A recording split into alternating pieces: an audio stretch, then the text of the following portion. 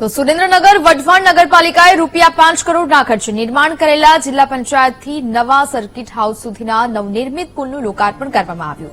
લોકાર્પણ થયાના 5 દિવસમાં પુલમાં તિરાડો દેખાતા પાલિકા તંત્રની બેદરકારી સામે આવી છે. નવનિર્મિત પુલની જગ્યાએ અગાઉ કોઝવે હોવાથી ચોમાસા દરમિયાન વાહન ચાલકોને હાલાકી પડતી હતી. તેથી મહાનગરપાલિકાએ પુલનું નિર્માણ કરાવીને 10 ફેબ્રુઆરીના રોજ લોકાર્પણ કર્યું હતું. નવનિર્મિત પુલ પરથી મૂડી અને રાજકોટ તરફના વાહનોની અવરજવર રહેતી હોય છે. બહુમાળી ભવનના અધિકારીઓ અને તેમાં કામ માટે આવતા અરજદારો પણ પુલનો ઉપયોગ કરતા હોય છે. તેથી મોટી દુર્ઘટના બને તે પહેલા તંત્ર પુલનું રિપેરિંગ કરાવી જવાબદારો સામે કાર્યવાહી કરે તેવી સ્થાનિકોએ માંગ કરી છે.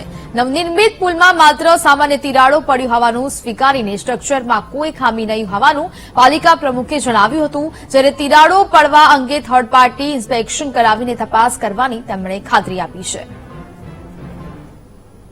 પાલિકાએ તો થર્ડ પાર્ટી ઇન્સ્પેક્શન પણ કરાવેલું છે અને આ જે તાળા પડ્યા છે એમનું કહેવું એવું છે કે એ કોઈ સ્ટ્રક્ચરમાં કઈ તકલીફ નથી, પણ જે રોડ સાઈડ ઉપર ચાલવા માટે પાછળથી જે ડામર કર્યો હોય એમાં કદાચ મિસ્ટેક હશે તો એ જોવડાવી લેશે. છતાંય ફરી પાછા 2 એન્જિનિયરને મૂકી અને ચેક કરાવી લેશું અને કોન્ટ્રાક્ટર ઉપર કાર્યવાહી. નવનિર્મિત પુલ, એક તો આ પુલને બનતા જ 5 વર્ષ લાગ્યા કે જે 1.5 વર્ષમાં કામ પૂર્ણ કરવાનું તેની જગ્યાએ 5 વર્ષે બન્યો.